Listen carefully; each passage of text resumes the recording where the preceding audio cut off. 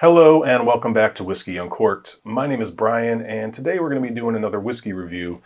And I have chosen to talk about Bunnahabhain 12, which is one of the most well-respected, ubiquitous Scottish single malt whiskeys out there that you can buy. And it's really well respected across almost all corners of enthusiasts and even a lot of people who maybe don't take their whiskey quite as seriously as us. There's many people out there that have very fond memories of Bunnahabhain 12 and its various iterations over the years. So I'm not going to ramble on too much before I do the review, but I do kind of want to give a little bit more background as to why I chose this bottle. If you're into the deep cuts on this fairly new whiskey channel, you might know that earlier in January I posted a podcast style episode that I recorded with my brother. This one is the third episode, episode 3, where Kevin and I talked about some underrated and overrated whiskeys and even maybe some distilleries as a whole. And I said that Bunnahabhain 12 was overrated, and then proceeded to kind of defend myself and give some more information about why I thought that was true, and the main point being that it wasn't really because I thought that the whiskey was bad. I just kind of thought that maybe it was kind of hogging some of the attention. It was getting a little too much shine, and there's a whole bunch of other whiskeys that I felt are in the same tier that basically don't get any mention at all. Now, I've done a little bit of research, and I wanted to kind of elaborate on that and find out, is that actually true? So that's what this video is about. I'm going to actually do a review, I'm going to give it a score, and then I'm going to talk about some of the things that I found at the end of the video in case you're not interested in any of that. But we should kind of get to the bottom of whether I actually think that Bunnahabhain 12 is an overrated whiskey despite all of the love and admiration that it does get. Does it deserve as much as it gets, and is it an attention hog? All right, some quick notes just about Bunnahabhain and this particular bottle of single malt scotch. Now, Bunnahabhain's been around a long time. They were founded back in 1881, and the 12-year-old has had a few iterations over the years dating back to about 1979. There's been a 43% version, then it switched to a 40% version, then it went up to the current 46.3%. However, there was a rebranding in 2016 that upset some people because they felt that the new recipe along with the new labeling just weren't as good as the previous version. However, this bottle has continued to impress enthusiasts both for its presentation, its very distinctive smell and flavor, and just the fact that this is an overall pretty good value bottle. In the United States, this bottle probably is going to range in between $60 to $70 plus your local sales tax. I did notice that Binny's in Chicago, for example, currently has this on special with their loyalty card for $50. And if you're in the Chicago area in early February, I'd probably run over there if I were you and grab a couple bottles at $50 because that's the cheapest you're ever going to see this. Now, over in the UK, I checked the Whiskey Exchange yesterday, and this bottle is going for about 45 pounds, which the direct translation is somewhere in the $55, $60, $56 range. So that Binny's deal is looking pretty good. So this bottle is, as I mentioned, bottled at 46.3% ABV. It is non-chill filtered. It's natural color. It's a combination of ex-bourbon and ex-sherry, and it is unpeated. Now, even on the back of the bottle, it does list smoke as a tasting note. However, if you're not a big peat fan, don't let that scare you. There is very little, if any, smoke on here, and most people, including myself, don't get that smoke quality at all. And if you do, it's not the typical Islay, big, bold, medicinal, coastal, briny smoke that you might be used to from an Ardbeg, Laphroaig, or Lagavulin. All right, so let's get some actual nosing notes going here. So one way that I think of Bunnahabhain is just as very distinctive. Its nose isn't strange, it's not weird. It does a lot of things you expect, but it's really identifiable. Like if I start to almost get confident that I could pick it out in a blind. Now I know that probably won't happen, but like when I pick up this glass, like I know I'm smelling Bunnahabhain. It's just kind of got that distinctive nose without doing anything really weird or crazy. Overall, it is a sherry forward whiskey, and that's the first thing that's going to hit your nose is a general sherry-like quality, but it's not a sherry bomb. Lots of nuttiness. I even sometimes pick up a waxiness on the nose, and I kind of attribute that to waxy nuts, like a walnut, a pecan, hazelnut, those sorts of things. But yeah, nuttiness is a big one on here.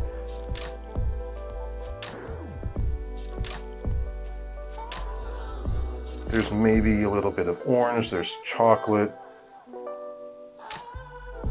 A lot of people say coastal. I definitely get that. It's got a very fresh air kind of quality to it. Some people say maritime. Now you can't really smell salt. You can smell things that you know are salty and that can kind of remind you of it, but it definitely has that kind of coastal, fresh air, looking out over the ocean sort of smell to it.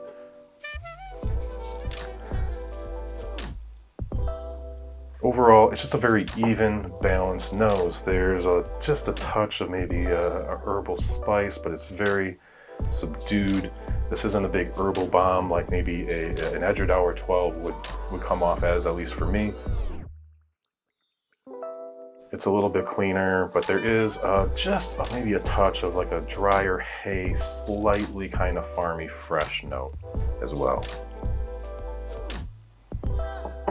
Overall, nose is super solid. It doesn't blow me away. It's more of a comforting nose just because I know what I'm drinking the second I smell it. And I know I'm gonna have a good experience overall, even on the palate. This is my second bottle of this. I had another one that I had bought back in 2020, just for record, that was at $60 there. So being that that price is still kind of in the $60 to $70 range in the United States, it hasn't blown up with inflation. It is still not on the cheaper end, but it's relatively well in line with other whiskeys of its age. Why don't we actually get to tasting this thing and find out just how good it is? All right, so on the palate. All right, on the front of the palate, as soon as it hits your tongue, there's like this fruity vanilla.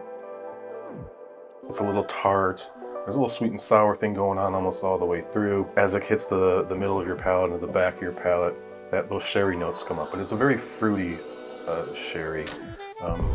I even generally have been describing it as kind of an orange and a cherry, a very dark kind of cherry with some like an orange chocolate candy. The chocolate is pretty present. That's another note that I've been a little sensitive to lately. I've been picking up lots and lots of chocolate on my scotches lately. Not a bad thing. This one I would put, in terms of the type of chocolate, as a little bit more of a high quality milk chocolate, or kind of edging into that kind of cocoa territory. Just a little bit of that darker edge without it being bitter. The nuttiness absolutely comes into play more on the back half of the palate, into the finish. The more it lingers, the more you get just a touch of bitterness and a little bit of black pepper. There's a little touch of like balsamic vinegar throughout the entire experience, in the best of ways. This is not an overly acidic or biting whiskey. Generally speaking, I have a pretty easy time sipping this thing.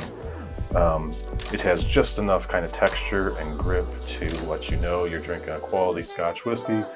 It is relatively oily, if not overly viscous. You definitely kind of get that oil. You can kind of taste it on the back of your lips. That's how I always know.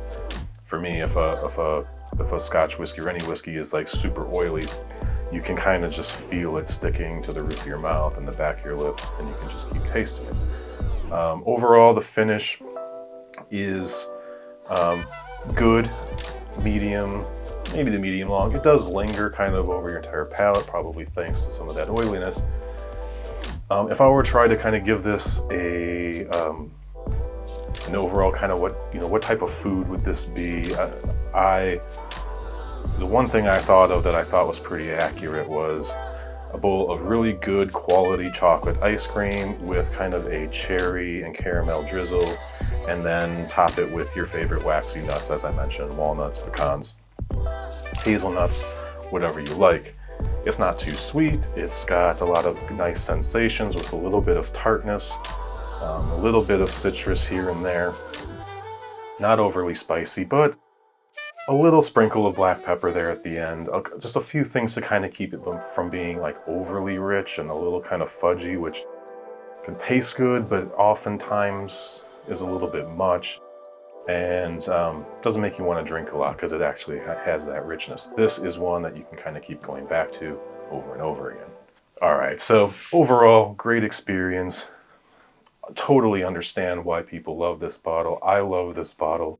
Again, me labeling as overrated had nothing to do with the whiskey in the glass, but I think since tasting it, that might make it a little bit easier to decide if I would say that again. But as terms of a score, yeah, man, this is good. This is as good as core range 10, 12-year-old whiskeys are going to come in terms of overall experience, provided you don't mind a decent amount of sherry.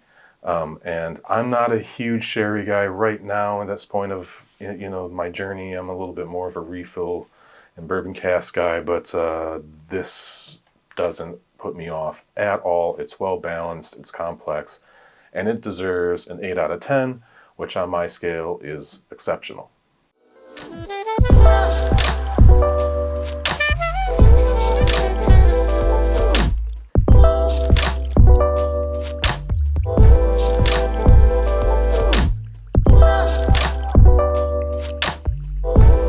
All right, so I give a score an 8 out of 10, which on my scale is a very, very good whiskey.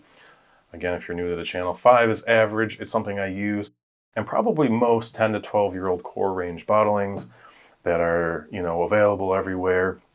And, most of those bottlings are probably going to get a 5, maybe 6 out of 10, and maybe the ones I really don't like may drop down to a 4. But 5 is a good, solid presented whiskey, and this got an 8. I haven't given out a ton of 8s or above yet. You can check my blog for a few other whiskeys that I've actually rated. That's whiskeyagainsthumanity.com. You can spell whiskey either way.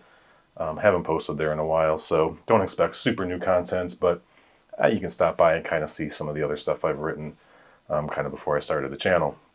Anyways, so it's pretty hard to say that a core range bottling that I can get for about $70 here in the States is overrated when it gets an exceptional rating on my scoring system. So why did I say it was overrated?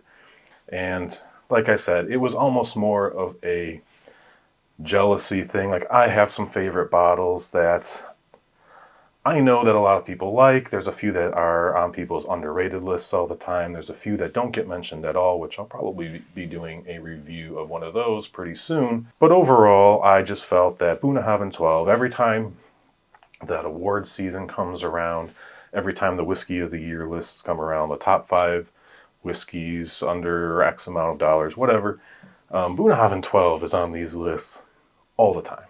And there's some other whiskeys that get mentioned here and there. A lot of times they show up on people's underrated lists, like Deanston 12 and Glencadam 10. But those whiskeys never seem to kind of break out of that underrated sort of category and make it onto those actual best whiskeys of the year list. Now, Bunnahabhain 12 is kind of the exception to the rule. Another thing that kind of annoyed me was that not only is it an exception to the rule, but it just seems to break other rules that a lot of other whiskeys over the years seem to have to adhere to. Its longevity and persistence at staying at the top of those lists is impressive and sometimes a little confusing to me, just because there are whiskeys that for a year or so seem to get a ton of attention over a decent chunk of this online whiskey community. And of course, that depends on the channels you're watching and how, and what country you're from, and who tends to show up in your recommended list. There are whiskeys that become very popular and might make it onto people's whiskey of the year list once. Maybe it gets nominated for some awards, maybe even wins some. Particularly, you can look at the OSWAs, the Online Scotch Whisky Awards, and what gets nominated for Best Value Whiskey, or in the Scotch categories at least, and Best Overall Scotch Whiskey. Bunnahabhain 12 tends to show up there pretty often, if not like every year, in one of these categories. Meanwhile, there are whiskeys that come on the scene really strong. They're great for a year. Everyone loves them. Then an award season goes by, the calendar flips over, and then people stop talking about them as much. And either as far as I can tell, it's just people, it kind of becomes old news. There's new releases coming out. You don't want to talk about the same things all the time. Other times, maybe people think that the quality dropped. Some of the bottles, like I mentioned Glencairn 10 earlier, that kind of had a lot of attention on it for a little while and started getting nominated for a few more awards. Glen Scotia Victoriana was one that was taking the whiskey, the online whiskey community by storm, it seemed like, for approximately a year. Even contributed a pretty great deal to Ralphie himself actually starting to review non-age statement whiskeys on his channel, which is impressive considering that was something he was pretty staunchly against at one point. What happened to Glen Scotia Victoriana right after that the calendar flipped over seemed to disappear. I've heard some people say that some of the newer releases aren't as good as the batches leading up to the attention that it got. I haven't had one of the more recent releases, excuse me, but I can take their word for it that maybe there was some drop off, which seemed to align with a change of Glen Scotia's branding. Now that's another rule that Bunnahabhain 12 seems to kind of break or defy the general guidelines for a whiskey and how much positive attention it gets. When they made that change back in 2016, there were a lot of people, and people to this day, that still insist that the prior version, which was also 46.3%, was just clearly better than this one. So for as good as this one, it's not as good as the last one, and therefore this one's bad. I'm being somewhat facetious there.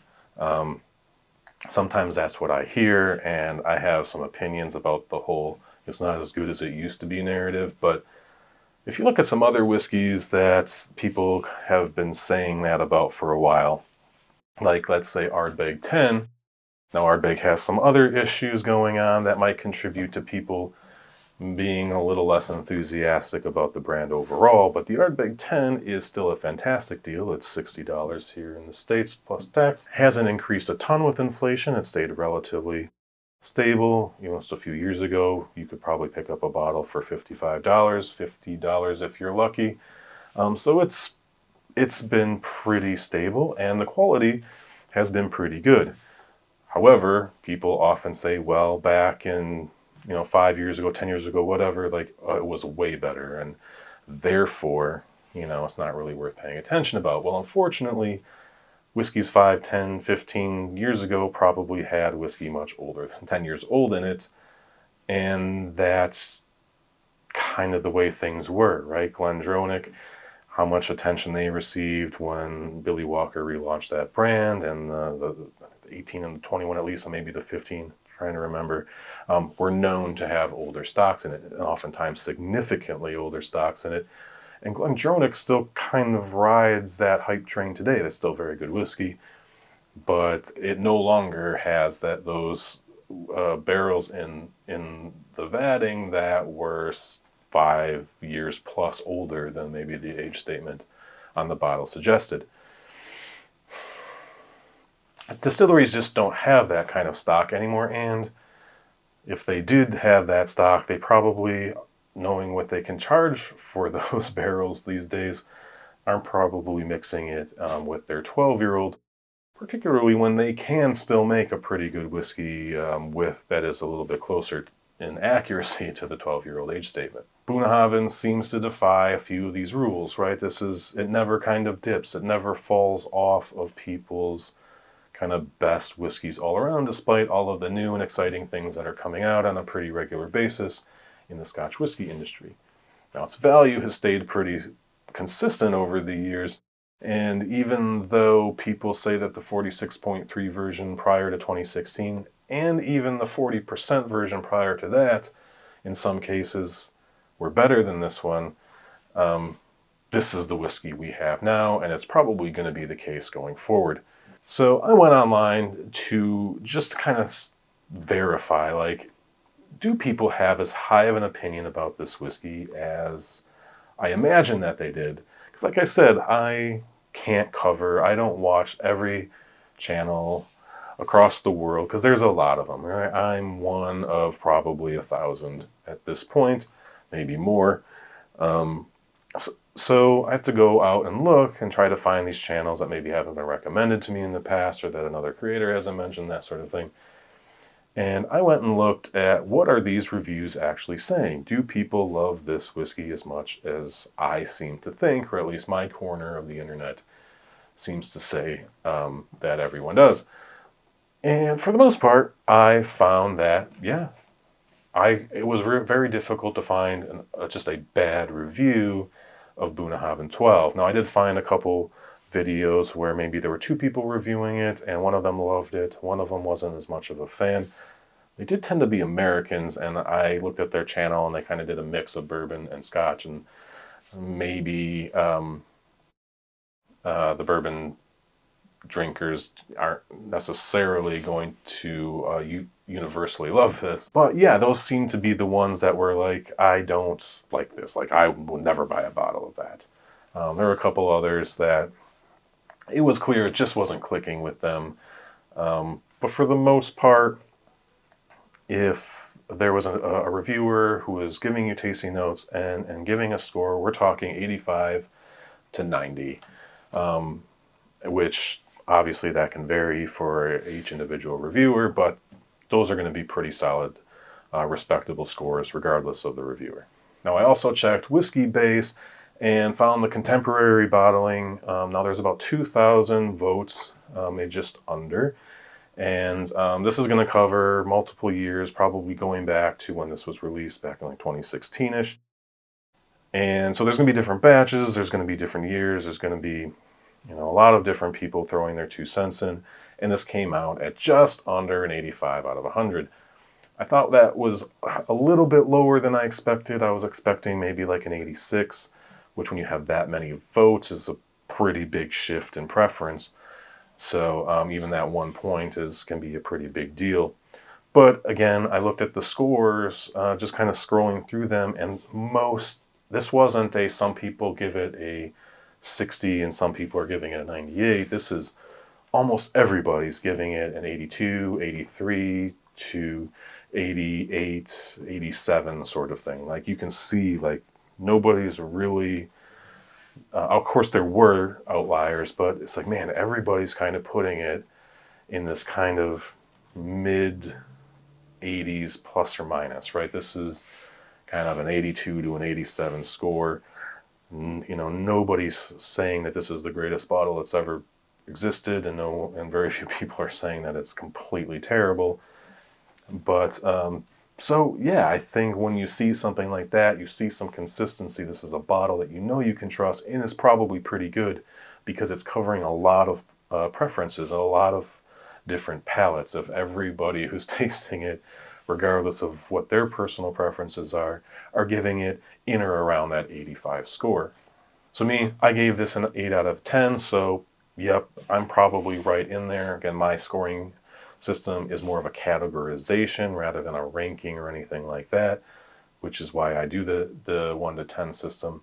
But yeah, this is up there with very, very good whiskeys, and maybe is probably ends up being a higher score overall than, let's say, if you were to give a whiskey an 85 out of 100. So, do I still think, regardless of whether it's about the whiskey or the general consensus and how much this whiskey is talked about, given what I've seen online and given my renewed, freshened palate when it comes to Bunnahabhain 12, do I still think it's overrated? And I still understand where I was coming from. I still feel like maybe this has just become so ubiquitous and so well respected that people don't look away from it and at other things very often. But it's really difficult for me to sit here and say that after tasting this whiskey and just kind of looking at how consistently appreciated that this bottle has been for a long time, even maybe more so going back all the way to a 40% bottling, it's it's easy to understand why this has just cemented itself as one of the great official bottlings that is accessible to essentially everybody, and is going to be affordable for a heck of a lot of the Scotch whiskey fans out there. So at the end of the day, is it overrated? I'm not going to go on any sort of crusade. I'll probably never say that again. Now we might need to talk about Kilkerran 12 because that's a little bit of a different conversation, but also not about the whiskey itself and just really how we tend to treat the bottle. That one might get me a little bit more worked up, but which is maybe why I won't make it. But someday. So is Bunnahabhain 12 overrated? Nah, but don't forget that there are other great whiskeys out there, and I'm going to try to put out an example or two of that in the next handful of reviews. All right, everybody, I wanted to thank you again for taking the time to watch a video here on Whiskey Uncorked. It's been a fun few months. Happy to get out the second review of 2024 and planning on doing a bunch more going forward. I'm going to try to get this rhythm down a little bit. I've got a couple of other ideas for maybe some more shorter form videos. We'll see how those work out here in the coming weeks. I'm going to start working on my next more longer form video, similar to the part 5 of the Dalmore series, which YouTube has deemed worthy to force upon people in the autoplay and now has over 1,000 views.